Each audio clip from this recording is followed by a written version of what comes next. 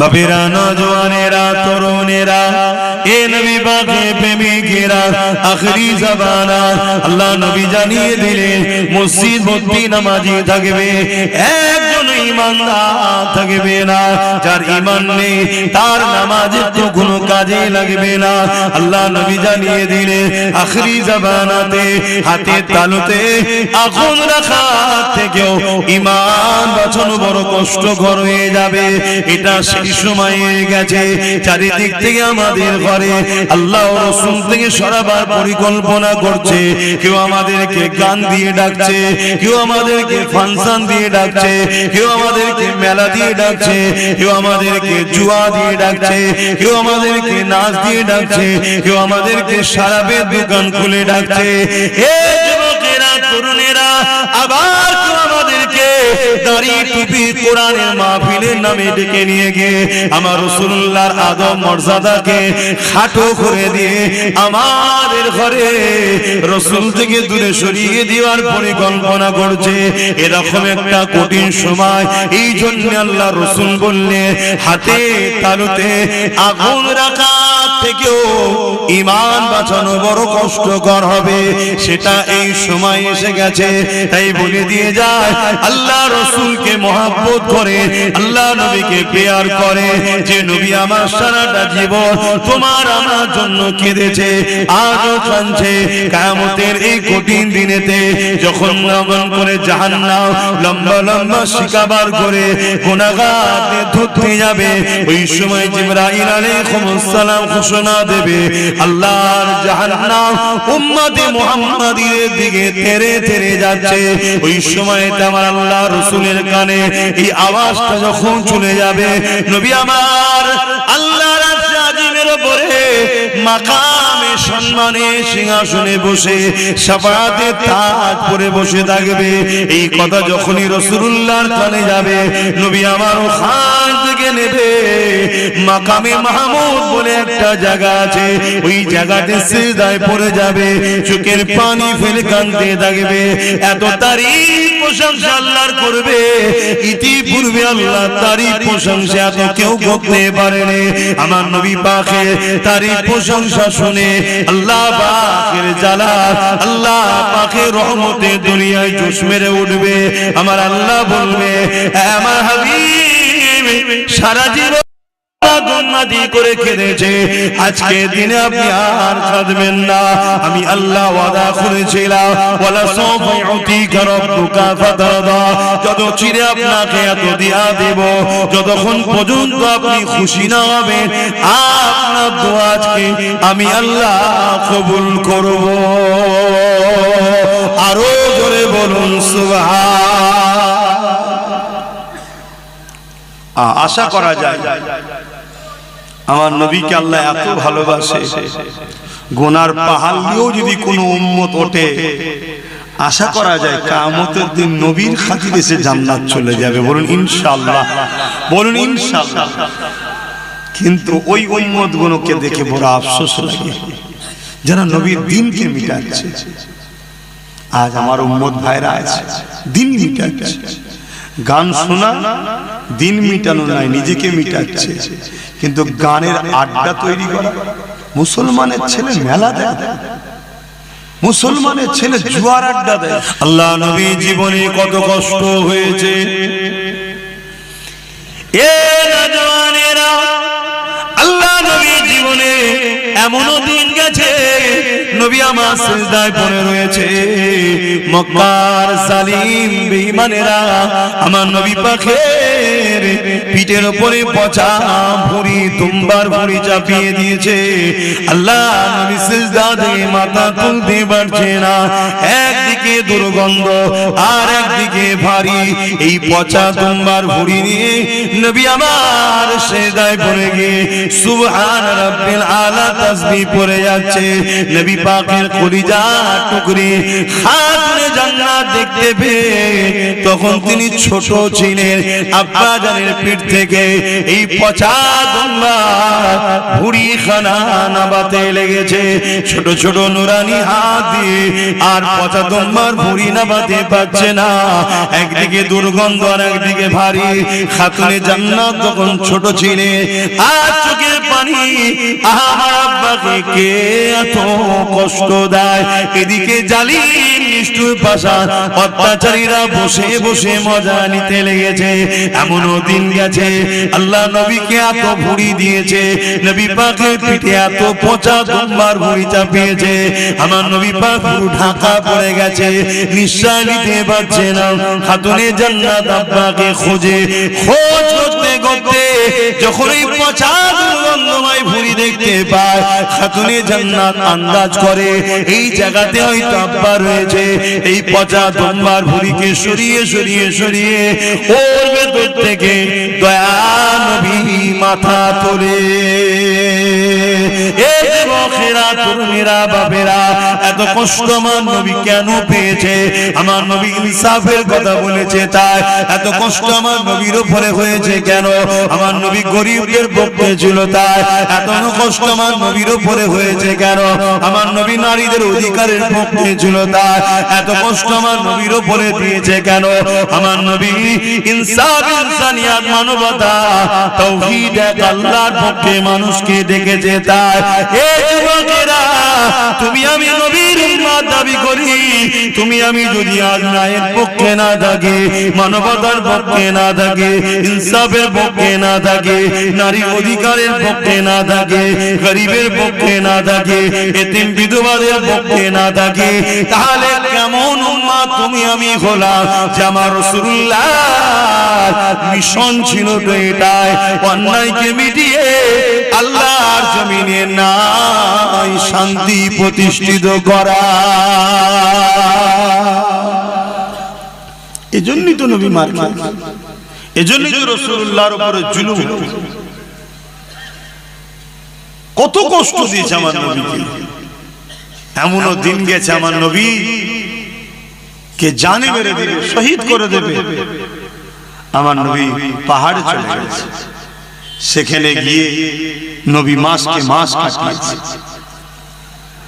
এমনও দিন গেছে আল্লাহ রাসূল হুজরার মধ্যে আছে, নবী পাকের পুরো ঘরটা 36 জন 40 জন উলঙ্গ তরোয়াল নিয়ে জালিম অত্যাচারী নিষ্ঠুররা ঘিরে ফেলেছে আমার নবীকে শহীদ করে দেবে বলে। কিন্তু আমার আল্লাহ আমার নবী পাককে ওখান থেকে হিফাজত করেছেন। জোরে বলুন সুবহানাল্লাহ। আল্লাহ নবী জীবনে অনেক কষ্ট গেছে।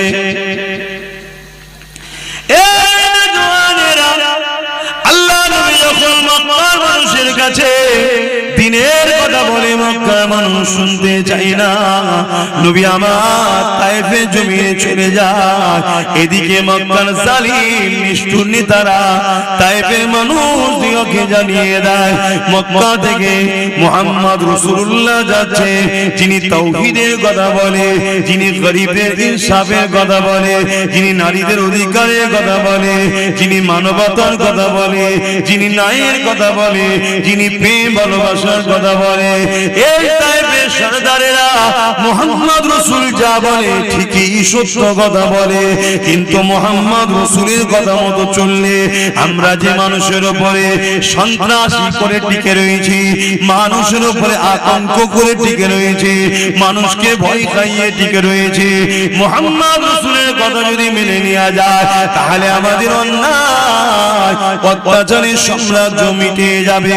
এই মুহাম্মদ রাসূলকে তায়েফের জমিনে ঢুকতে দিও না, তাকে বাধা দাও, বাধা দাও।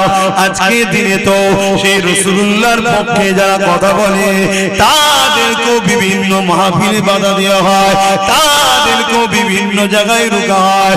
কেন রোকা হয়? এরা সাহাবীরা গেলে মুহাম্মদ রাসূলের কথা বলবে, এরা ইনসাফের কথা বলবে, এরা ইনসানিয়তের কথা বলবে, এরা মানবতার কথা বলবে।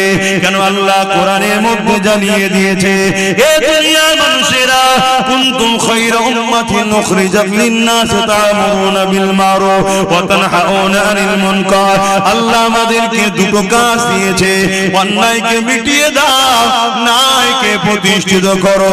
এই অন্যায় মিটাতে গিয়ে যদি তুমি শহীদ হয়ে যাও, অন্যায়কে মিটাতে গিয়ে জালিমদের হাতে যদি মারা পড়ে যাও, এই যুবকেরা আল্লাহ রাসূল জানালেন তাদের জন্য মরণের আগে, জান বেরোবার আগে আল্লাহর জান্নাতকে দেখিয়ে দেওয়া হয়। আর যদি এই লড়াইয়ে লড়তে গিয়ে, ন্যায়কে প্রতিষ্ঠিত করতে গিয়ে, অন্যায়কে মিটাতে গিয়ে আর যদি এই লড়াইয়ে কেউ গাজী হয়ে যায়, বিজয় হয়ে যায়, আমার আল্লাহ তাকে দুনিয়াতে গাজীর সম্মান দেয় এবং পরকালে পুরস্কার জান্নাতে রেখেছে। তাহলে আমাদের তো দুটো কাজ আল্লাহ দিয়েছেন নাকি? কথা বলে, অন্যায় মিটাও, ন্যায়কে প্রতিষ্ঠিত করে, তো কাজ আমাদের। আমরা সেটা করছি? আমরা তো অন্যায়ের সঙ্গে গা মিলিয়ে চলছি, আমরা তো জুলুম বন্ধ করা ছেড়ে দিয়ে জুলুম করছি। আমাদের অনেকের ধারণা হয়ে গেছে ইসলাম নামাজ, রোজা, দাড়ি, টুপি, হজ, যাকাত, নামাজ পড়লেই হয়ে গেছে, রোজা রেখে নিয়েছি হয়ে গেছে, একবার হজ করলেও মিটে যাবে। এটা ইসলাম শুধু নয়, হ্যাঁ এটাও ইসলাম, কিন্তু শুধু এটা নয়। সমাজে এতিমের উপরে জুলুম হবে, আপনি এতিমের পাশে দাঁড়াবেন না, আর আপনি বলছেন আমি নামাজ পড়েছি। সমাজে বিধবার উপরে অত্যাচার হবে, আপনি তার পাশে দাঁড়াবেন না, আপনি বলছেন আমি রোজা রেখেছি। মানুষ মসজিদগুলোকে যেভাবে কারুকার্য ভাবে করছে, হ্যাঁ আল্লাহর ঘরকে ভালোবাসেন, করুন, কিন্তু অপরদিকে এই সমাজের গরিবদের ঘরে মানুষ দেখে, বল আল্লাহর ঘর কাঁচা হলেও নামাজ হয়ে যাবে, কিন্তু গরিব যদি খেতে না পায়, ওই সমাজের প্রত্যেককে কিয়ামত দিন আল্লাহর কাছে জবাব দিতে হবে। কথা শুনছেন তো নাকি? হ্যাঁ, আপনি প্রতিবেশী, আপনার প্রতিবেশীর খোঁজ নিতে হবে না? এটা কি ইসলাম নয়? কিয়ামতের দিন অনেক লোককে আল্লাহ ধরবে, তুমি কোথায় যেতে চাও? সে বলবে আল্লাহ আমি নামাজ, রোজা, হজ, যাকাত করেছি, আমি জান্নাতে যেতে চাই। আমার আল্লাহ তখন বলবে, আবু দাউদ শরীফের হাদিস, দুনিয়ায় যখন আমি ভুখা ছিলাম, ক্ষুধার্ত ছিলাম, তুমি কি তখন আমায় খেতে দিয়েছিলে? বান্দা তো অবাক হয়ে যাবে কিয়ামতের দিন, আল্লাহ আপনি তো আল্লাহুস সামাদ, কারো মুখাফেক কি নাই, খোদার তো মুখাফেক কি আপনি নন, তাহলে আপনাকে কেন খেতে দিতে হবে? আমার আল্লাহ বলবেন, তোমার গ্রামে অমুক ঘর, অমুক গরিব, অমুক এতিম, সে তো খোদার্ত ছিল, সেটা কি আমার নয়? ওকে যদি দিতে আমাকে দেয়া হতো, ওকে দিওনি, আমাকে দিওনি, আমি তোমায় আজ জান্নাত দেব না। আজকে বলুন, গরিবদের পাশে কেউ আছে? বলেন, আমার কথা বলেন, গরিবদের কেউ দেখে? এটা কি ইসলাম নয়? আল্লাহ নবী বসে আছেন, এক ইহুদি আসলো, আল্লাহ নবীকে জিজ্ঞাসা করলো, ইয়া রাসূলুল্লাহ, হাবিবাল্লাহ, ইসলামের সবথেকে ভালো কাজ কোনটা? আল্লাহ নবী নামাজের কথা বলেন, রোজার কথা বলেন, হজের কথা বলেন, দাড়ি টুপির কথা বলেন, জুব্বা পাগড়ির কথা বলেন, মসজিদ মাদ্রাসা বানানোর কথা বলেন।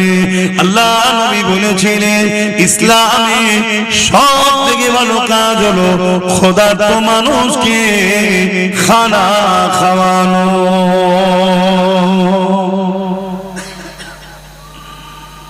আপনাদের মহল্লা জানাচ্ছে, আপনাদের মহল্লা, আচ্ছা আজানটা হয়ে যায়। আল্লাহ পাক এই দুনিয়াকে ফানা করে দেবে, আল্লাহ যিনি দুনিয়াকে শেষ করে দেবে, এই সময়তে কতদিন দুনিয়া এইভাবে থাকবে আল্লাহ ভালো জানে। যেদিন ময়দানে মাশরে বিচারের দিন ঘোষণা করবে আল্লাহ সর্বপ্রথম আমার নবী পাককে উঠাবে। এ জওয়ানেরা, হযরত জিবরাইল আলাইহিস সালামকে আর হযরত ইসরাফিল আলাইহিস সালামকে আল্লাহ পাক জমিনে পাঠাবে। ও হযরত জিবরাইল, ও হযরত ইসরাফিল বা মিকাইল, ফেরেশতারা যাও দুনিয়া জমিনে চলে যাও, আমার হাবিবকে গিয়ে আজকে উঠিয়ে নিয়ে আসো। হযরত জিবরাইল আলাইহিস সালাম দুনিয়া জমিনে চলে আসবে, তাম পৃথিবীটাকে তন্ন তন্ন করে খুঁজবে আমার রাসূলুল্লাহ কোথায় রয়েছে। হযরত জিবরাইল খুঁজে পাবে না, জমিন থেকে আওয়াজ দিতে লাগবে, ও রব্বি আল্লাহ, আপনার হাবিব কোথায় রয়েছে, আমি জিবরাইল খুঁজে পাচ্ছি না।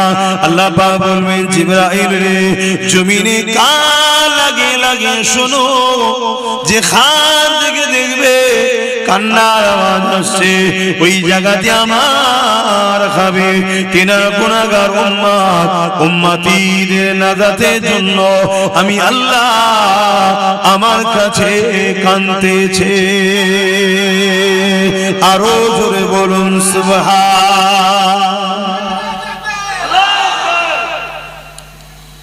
ভাবেন কত ভালোবাসা কে আছে, বল বল। আমরা তো নিজেদের বাপের কথাই ভুলে যাই, বাপ ছেলের কথা ভুলে যাই এক সপ্তাহ যেতে না যেতে, কিন্তু কবে রাসূল আজও পর্যন্ত আমাদের কথা স্মরণ রেখেছে, এখন এই মুহূর্তে আমাদের জন্য কাঁদছে। আমাদের ভেতর থেকে যারা ক্ষতি করছে তাদের আকীদা হলো আমার নবী নাকি মরে গেছে, নবী শাফা, নবী নাকি বেঁচে নাই। বলুন নাউযুবিল্লাহ। আমার নবী হলেন হায়াতুন নবী। আমার নবী বলুন যুবকরা, সবাই বলুন হায়াতুন নবী। এইটা হলো আকীদা। যদি নবীকে হায়াতুন নবী না মেনে যদি মরা নবী বলে, ঈমান চলে যাবে। আর নবীকে হায়াতুন নবী মানা, এটা হলো ঈমান, আকীদার মধ্যে একটা আকীদা। যদি গুনাহ করো বলে গুনার মাফ আছে, কিন্তু যাদের ঈমান নেই তাদের মাফ নাই। এটা মনে রাখবেন, রাসূল হলেন হায়াতুন নবী। আরো একবার বলুন, নবী হায়াতুন নবী। হযরত জিবরাইল আলাইহিস সালাম জমিনের উপরে ডানা মারবে, জমিনটা দুচির হয়ে যাবে, দেখতে লাগবে আল্লাহ নবী সিজদায় পড়ে গিয়ে চোখের পানি ছেড়ে দিয়ে আল্লাহ নবী কাঁদতেছেন।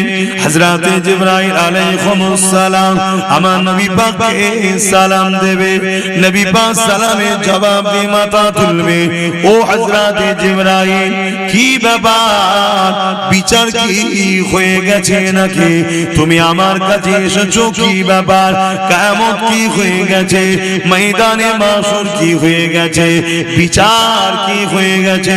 হযরত জিবরাইল আলাইহিস সালাম বলবে, ইয়া রাসূলুল্লাহ, হাবিবাল্লাহ, আপনি আপনার উম্মত উম্মতিদেরকে এত ভালোবাসেন, কিন্তু উম্মত উম্মতি আপনাকে ভুলিয়ে থাকতো।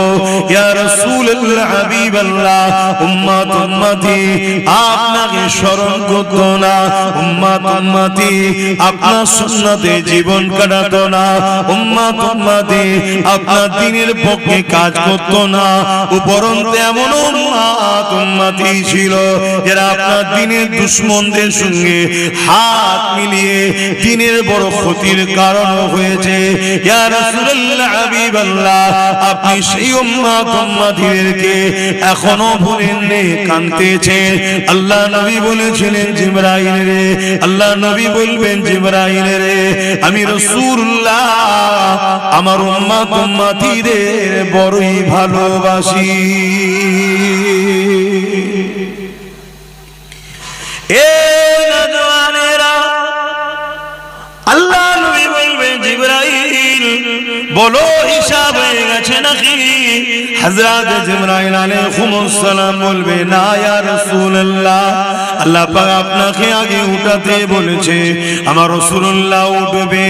এই যুবকেরা ময়দানে মাশরে হাজির হবে, আমার নবী পাকের নূরের মাথা মোবারকে আল্লাহ পাক শাফাতের তাজ পরিয়ে দেবে।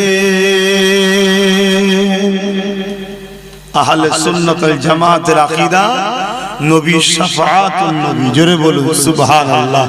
বলুন নবী শাফাআতুন নবী। জবান খুলে বল নবী। যারা আমাদের ভেতর থেকে ক্ষতি করছে, ঈমান লুটছে, তাদের আকীদা নবী শাফাআত করতে পারবে না। বলুন নাউযুবিল্লাহ। তাহলে আমাদের থেকে নবীকে কিভাবে সরাচ্ছে? যদি কোনো যুবকের দিলে আকীদা হয় নবী শাফাআত করতে পারবে না, তাহলে তার প্রেম কেন থাকবে নবীর উপরে? আর যখন যুবকের দিলে আকীদা হবে কিয়ামতের কঠিন দিনে আমার বাপ আমার হবে না, মা আমার হবে না, কেউ হবে না, হুজুর আমায় বাঁচাবে। জোরে বলুন সুবহানাল্লাহ। তার মহব্বত বাড়বে না কমবে? তাহলে আমাদেরকে কিভাবে হুজুর থেকে সরাচ্ছে? কেন এই মহব্বত কমাচ্ছে? একটাই কারণ, ঈমান যাতে চলে যায়। আর ঈমান চলে গেলে 1 কোটি মরা মানুষ দ্বারা কোনো উপকার লাগবে? 1 লক্ষ কোটি বেঈমানের দ্বারা কোনো কাজে লাগে না। কথা বুঝে আসছে? আমাদেরকে বেঈমান করতে চাইছে। বাবেরা, নওজওয়ানেরা, তরুণেরা ময়দানে মাশরের কথা বেশি বেশি করে চিন্তা করে। এ নওজওয়ান তরুণেরা, আল্লাহ পাক কোরআনের মধ্যে জানিয়েছেন, قل تنظروا نفس ما قدمت لغد। প্রতিটা নফসের উচিত পরকাল নিয়ে বেশি বেশি করে চিন্তা করা। সাহাবা হুজুররা জিজ্ঞাসা করলে, ইয়া রাসূলুল্লাহ, হাবিবাল্লাহ, ময়দানে মাশরটা কেমন হবে? আল্লাহ নবী বলে দিলেন, মাথার দুইটা ইখতিলাফ। এক পরে আল্লাহ সূর্যকে নামিয়ে দেবে, সূর্যে 12 গুণ তাপ আল্লাহ বাড়িয়ে দেবে। ওই দিন সূর্যের এত তাপ হবে, ওই তাপে লোহা যেমন আগুনে দিলে লাল হয়ে যায়, জমিনটা এরকম লাল হয়ে যাবে। ওই জমিনে মানুষ দাঁড়াতে পারবে না। এমনও পাপ পাওয়া যাবে, নিজের ছেলেকে জমিনে শুইয়ে দিয়ে তার বুকের উপরে পা দিয়ে দাঁড়িয়ে যাবে। এমনও ছেলে পাওয়া যাবে, নিজের বাপকে জমিনে শুইয়ে দিয়ে তার বুকের উপরে পা দিয়ে দাঁড়িয়ে যাবে।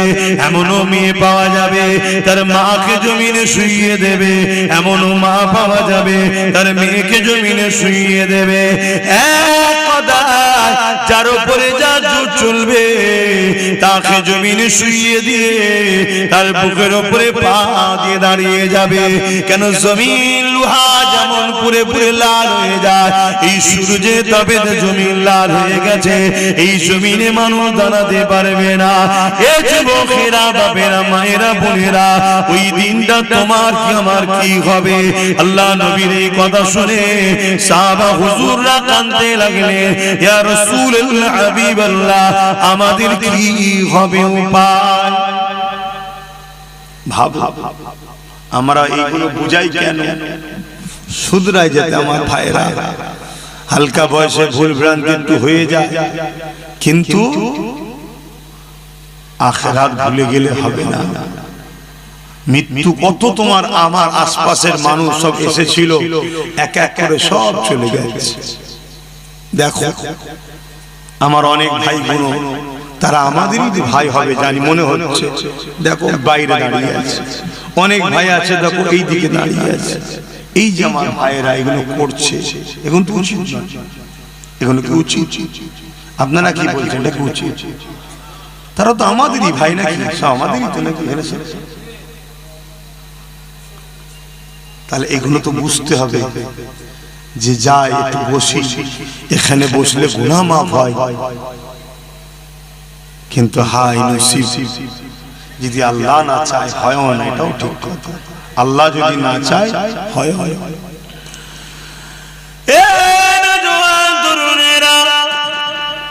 আল্লাহ নবী সাহাবাদেরকে বললেন, বললেন কিয়ামতের দিন আল্লাহ জিবরাইল আলাইহিস সালামকে বলবে, ও জিবরাইল, আমার জাহান্নামকে নিয়ে এসে আমার আরশের বাপাশে বেঁধে দাও।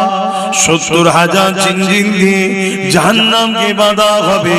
এক একটা জিনজিলে 70,000 করে ফেরেশতা ধরে রাখবে, তথাপিও জাহান্নামকে ধরে রাখতে পারবে না। জাহান্নাম লম্বা লম্বা জিহ্বা বার করে গুনাহগারকে ধরতে যাবে। এই দিনটা তো কঠিন দিন হবে। এই যুবকের এই দিন কতদিন হবে?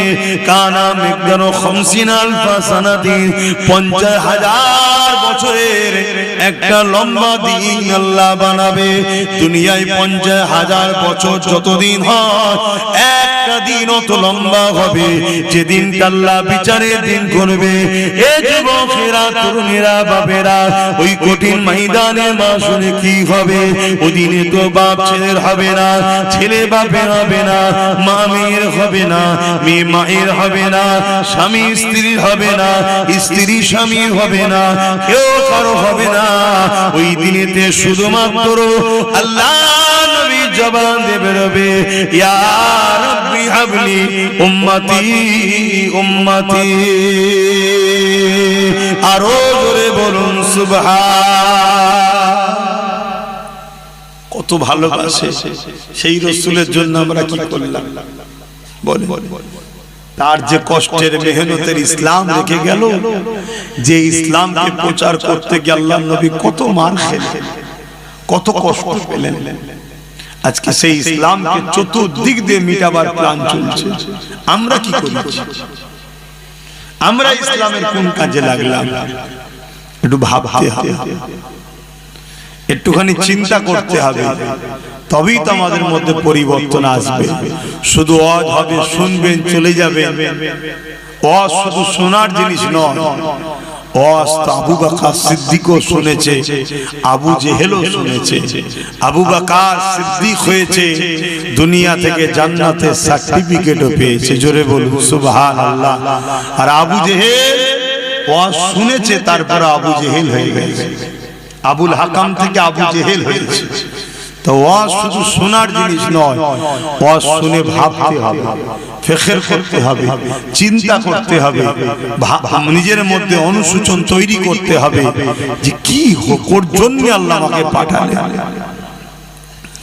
বান্দা, আমি তোকে দুটো হাত দিলাম, এই হাত দিয়ে তোর কি কাজ তোকে চিন্তা করতে হবে।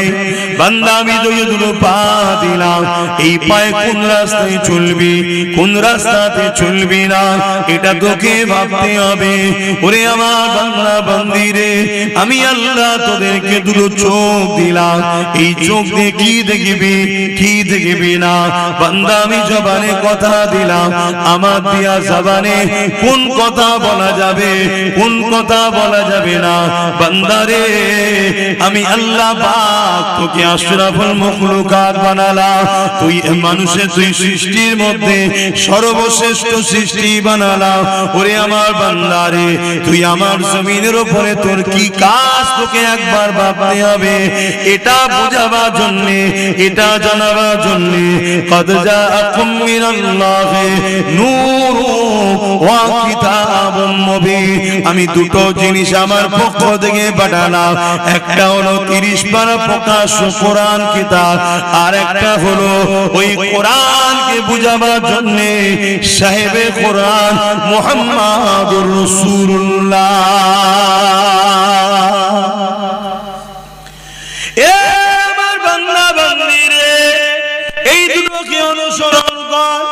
কোরআনকে তোদের জন্য গাইড করলাম, মুহাম্মদ রাসূলুল্লাহকে মডেল বানিয়ে দিলাম। মুহাম্মদ রাসূলুল্লাহ হলো কোরআনের বাস্তব তোদেরকে দেখাবে। তোরা জিন্দেগিতে চলার পথে, উঠা বসা জিন্দেগির প্রতিটা মুহূর্তে আমার নবীকে ফলো করবি, নামাজ পড়বি আমার রাসূলকে দেখ, রোজা রাখবি আমার রাসূলকে দেখ, হজ করবি আমার রাসূলকে দেখ, দান খায়রাত করবি রাসূলকে দেখ, সংসার করবি রাসূলকে উল্টে দেয়।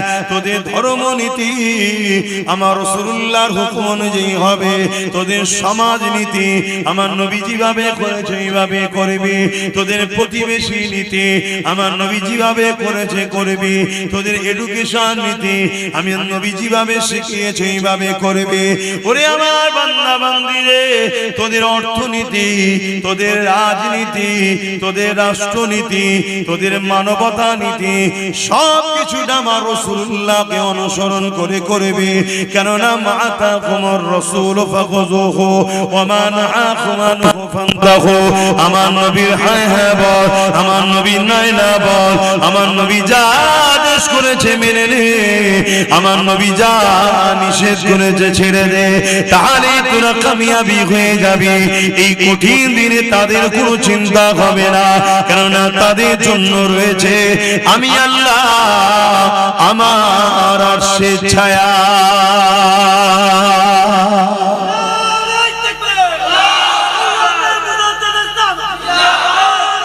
আল্লাহ। আর যারা দুনিয়ায় রসুল ছেড়ে দিয়ে অন্য কাউকে মডেল বানায়, অন্য কাউকে নেতা বানায়, অন্য কাউকে নিজেদের পথের পথিক বানায়, তারা কিন্তু কামিয়াবি হতে পারবে না। উলামাদেরকে আমরা ভালোবাসবো, পীরকে ভালোবাসবো, আলেমকে ভালোবাসবো, ইমামকে ভালোবাসবো, উদ্দেশ্য একটাই, পীর আলেম উলামা মুফতি যেই হোক যদি আমাকে রাসূলের সঙ্গে জুড়তে চায় তবে তাকে ভালোবাসবো। উদ্দেশ্য থাকবে রাসূল। আর যদি রাসূলের সঙ্গে না জোড়ে, সে উলামা দাবিদার হতে পারে, মুফতি দাবিদার হতে পারে, পীর দাবিদার হতে পারে, তাকে মানা যাবে না। কথা শুনছেন? যে আমাদেরকে রাসূল চিনাবে, রাসূলের সঙ্গে জুড়াবে, রাসূলের রাস্তা দেখাবে, সেই হলো আমাদের সবকিছু। তাকে আমরা সম্মান করব, প্যার করব, আদর করব, উস্তাদের মর্যাদা দেব, মাথায় করে লেখ করব। কেন? আল উলামা ওয়ারাসাতুল আম্বিয়া, এরা রাসূলের ওয়ারিস। এদেরকে ভালোবাসলে আল্লাহ ও রাসূল খুশি হবে। জোরে বলুন সুবহানাল্লাহ। কিন্তু কারো কথা আমরা মানব না, আমরা কথা মানব কালামুল্লাহ আর হাবিবুল্লাহ। জোরে বলুন সুবহানাল্লাহ। দরুদ শরীফ আল্লাহুম্মা সাল্লি আলা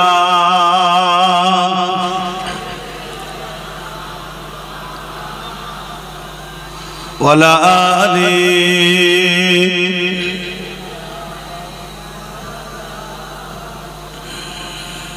मेरी उल्फत मदीने से यूं ही नहीं, मेरे आका का रोज़ा मदीने में है। मैं मदीने की जानिब ना कैसे खींचूं, मैं मदीने की जानिब ना कैसे खींचो, मेरा दीनो दुनिया मदीने में है। मेरी उल्फत मदीने से यूं ही नहीं, मेरे आका का रोज़ा मदीने में है। अर्ज़ अजीब से बढ़ के जिसका परेशान है, रोज़ाए मुस्तफा जिसकी पहचान है, रोज़ाए मुस्तफा जिसकी पहचान है, जिसका हम पल्ला कोई मुअल्ला नहीं, जिसका हम पल्ला कोई मुअल्ला नहीं, एक ऐसे मुहल्ला मदीने में है। मेरी उल्फत मदीने से यूं ही नहीं, मेरे आका का रोज़ा मदीने में है। अल्लाहुम्मा सल्ली अला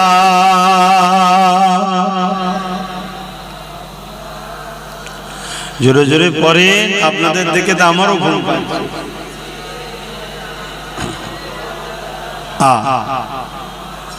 হ্যাঁ ভাই, আমরা তো বলতে এসেছি ঠিকই, আপনাদের ঘরেও বলিয়ে নিতে হয়। আমরা বলতে এসেছি ঠিকই, কিন্তু আপনাদের ঘরেও বলিয়ে নিবার সহযোগিতা করতে হয়। এত যদি ঝিমিয়ে যান তাহলে আমাদেরও তো অবস্থা খারাপ হয়ে যাবে।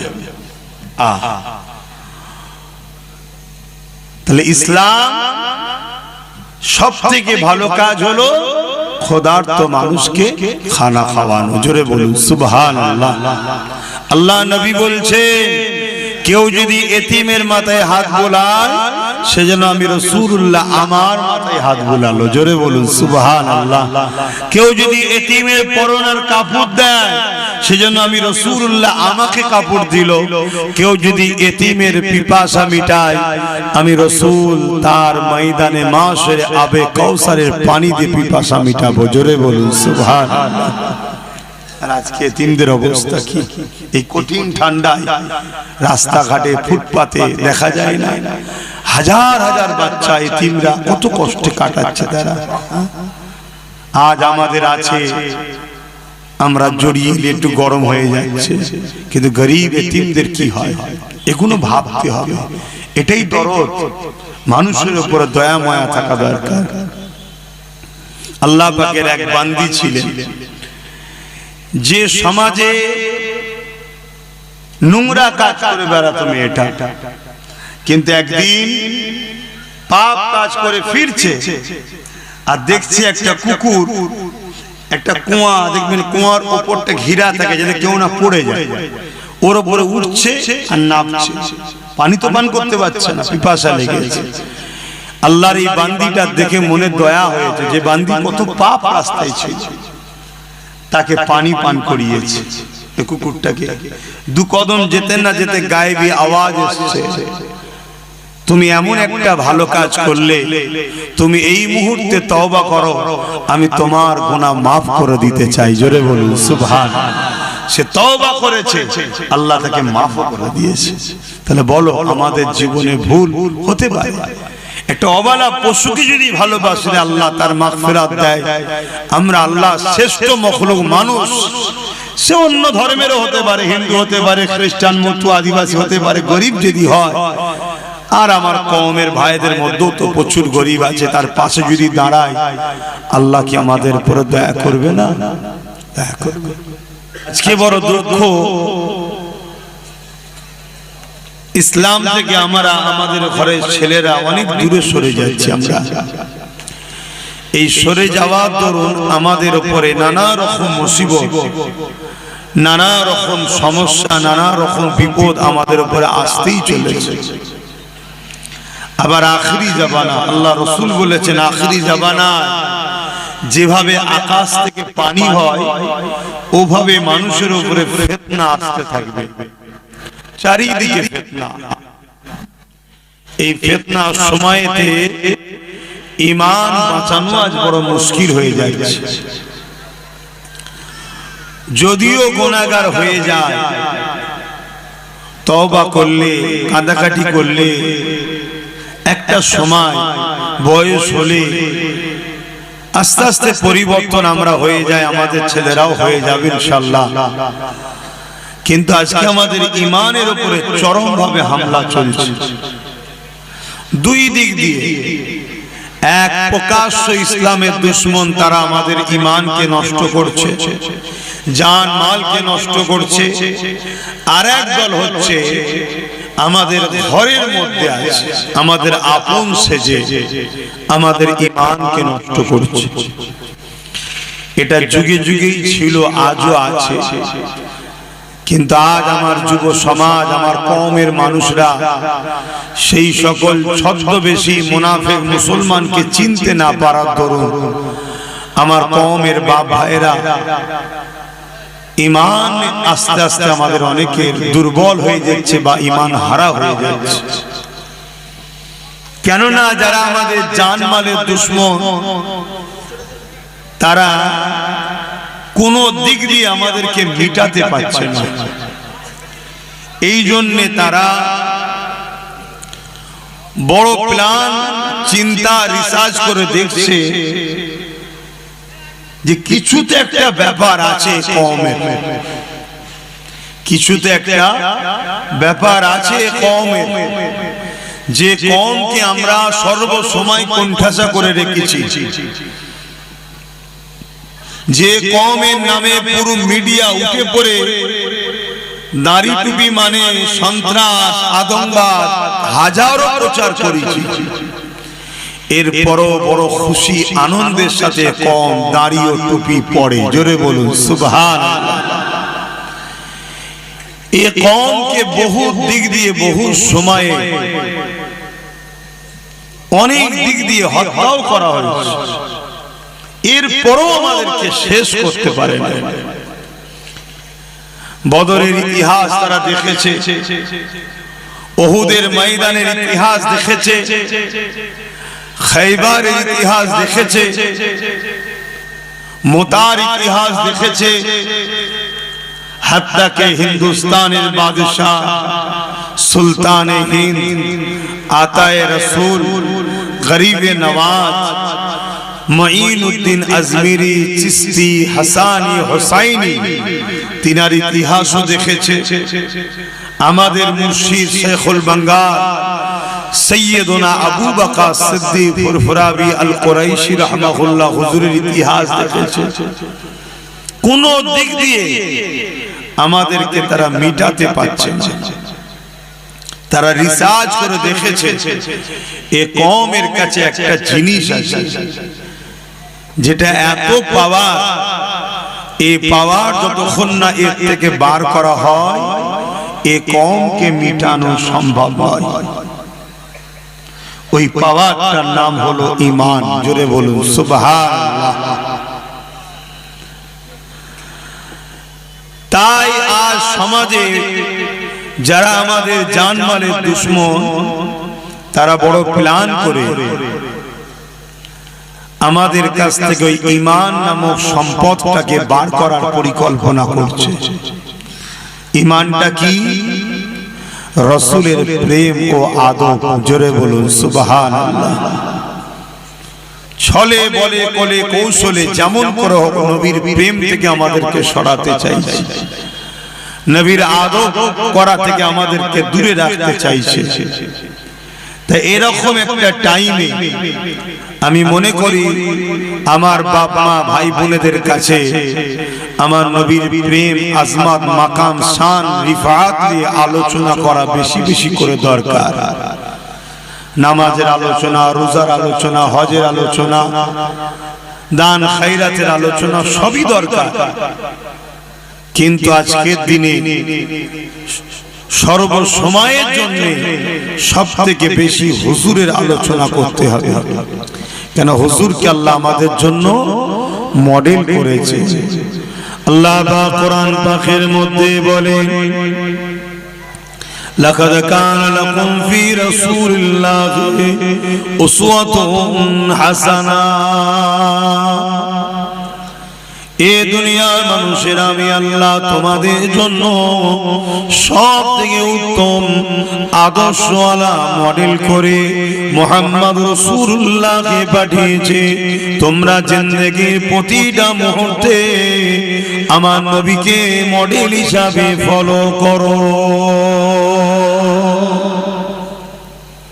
আমার নবীর থেকে যদি আমরা সরে যাই, নবীকে যদি আমরা ফলো না করি, তাহলে তো আমরা কামিয়াবি হতে পারবো না। নবী আমাদের জন্য মডেল।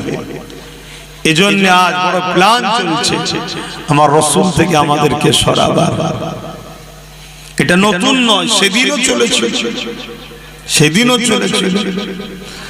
আর এর সব থেকে বড় ভয়ঙ্কর ক্ষতি যারা করছে তারা হলো মুনাফিক, যারা আমাদের মধ্যে থেকে আমাদের লেবাসে, আমাদের মতো দেখতে, আমাদের মসজিদ, আমাদের মাদ্রাসায় সব জায়গাতে থাকছে, কিন্তু তাদের মিশন আল্লাহ রাসূলের প্রেম ও আদব থেকে সরানো।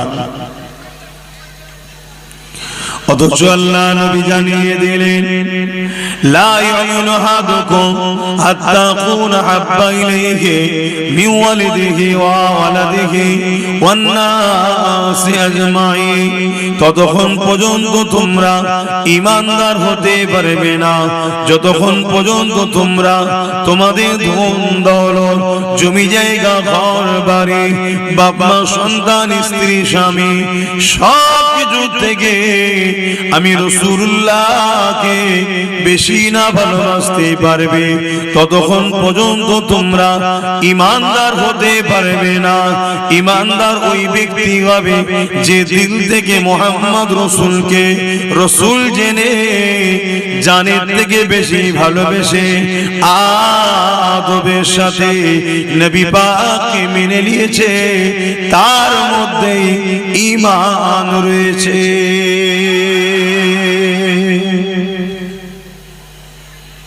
তাই আমাদের উচিত রাসূলের আলোচনা বেশি করে করা দরকার।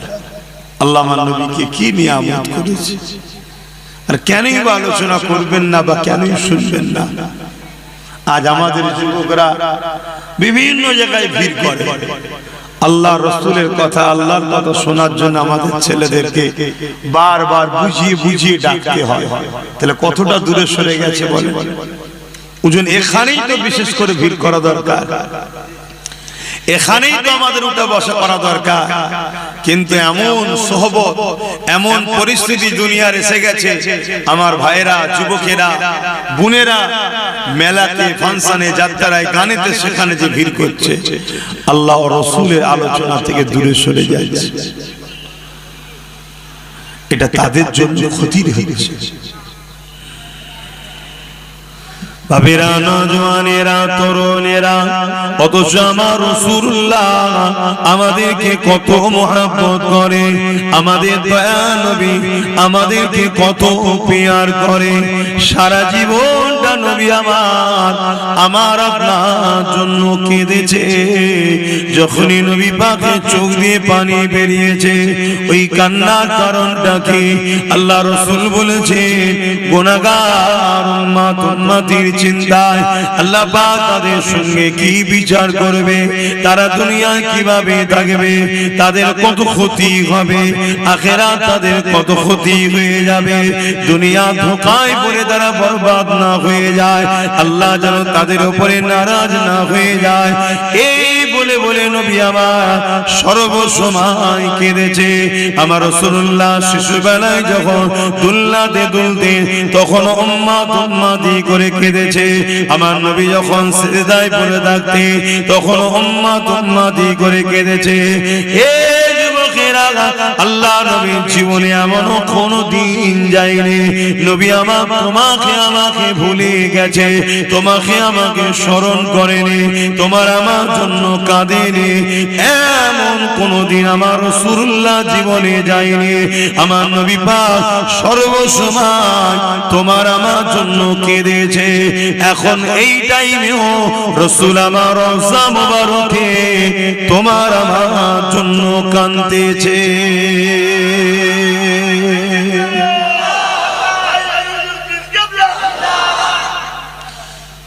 আমরা কি কখনো কাঁদলাম রাসূলের জন্য?